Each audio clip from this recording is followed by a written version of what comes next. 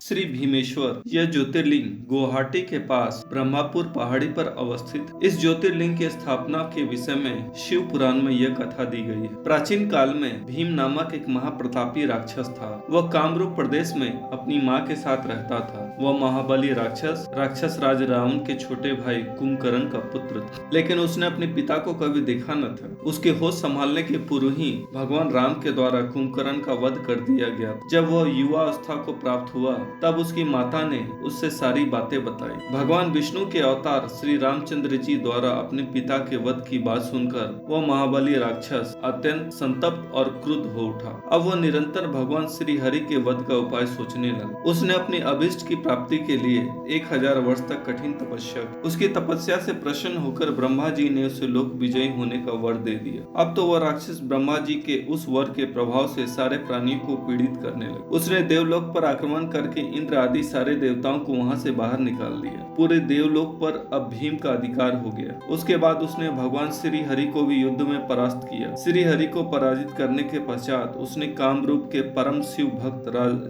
राजा सुदीक्षण पर आक्रमण करके उन्हें मंत्रियों अनुचरों सहित बंदी बना लिया। इस प्रकार धीरे धीरे उसने सारे लोकों पर अपना अधिकार जमा लिया। उसके अत्याचार से वेदों, पुराणों, शास्त्रों और स्मृतियों का सर्वत्र एकदम लोप हो गया। वह किसी को कोई धार्मिक कृत्य नहीं करने देता था। इस प्रकार यज्ञ, दान, तप, स्वाध्याय आदि के सारे काम एकदम रुक गए।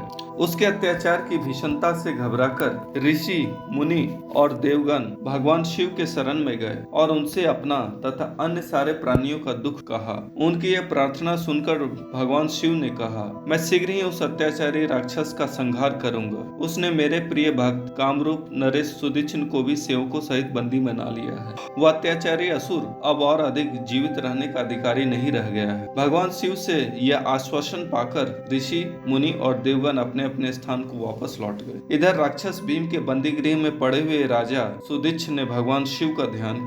वे अपने सामने पार्थिव शिवलिंग रखकर अर्चना कर रहे थे। उन्हें ऐसा देखकर क्रोधोन्मत्त होकर राक्षस भीम ने अपनी तलवार से उस पार्थिव शिवलिंग पर प्रहार किया, किंतु उसकी तलवार का स्पर्श उस लिंग से हो भी नहीं पाया कि उसके भीतर से साक्षात भूत भावन शंकर जी वहाँ प्रकट हो। उन्होंने अपने हुंकार मात्र से उस राक्षस को वहीं जलाकर भस्म कर दिया। भगवान शिव जी का यह अद्भुत कृत्य देखकर सारे ऋषि, मुनि और देवगण वहाँ एकत्र होकर उनकी स्तुति करने लगे। उन लोगों ने भगवान शिव से प्रार्थना की कि महादेव, आप लोग कल्याणार्थ अब सदा के लिए यहीं निवास करें। यह क्षेत्र वास्तव में यह क्षेत्र शास्त्रों में अपवित्र बताया गया है। आपके निवास से यह परम पवित्र पुण्य क्षेत्र बन जाएगा। भगवान शिव ने उन सब की प्रार्थना स्वीकार कर ली। वहाँ वह ज्योतिर्लिंग के रूप में सदा के लिए निवास करने लगे।